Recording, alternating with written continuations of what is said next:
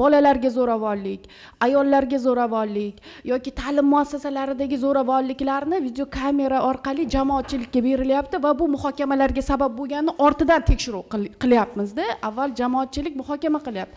Mana endi ana shu jamoatchilik muhokamasiga tushgan shaxs videoga olib tarqatdi deb murojaat qilib mana shuni asos qilishi mumkinmi? Qonun shunday qanday ishlaydi?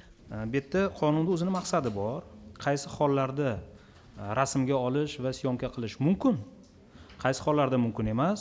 Mana siz aytayotgan holat, sinf xonasida kamera borligini o'qituvchi bola biladi, to'g'rimi?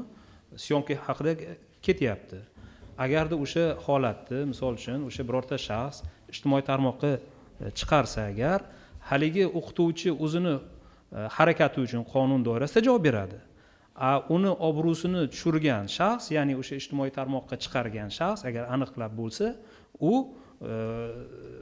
o'qituvchini o'sha haligi manfaati uchun zid bo'lgan ma'lumotni ijtimoiy tarmoqqa chiqarib, uni obro'sini tushirganligi uchun u javob beradi.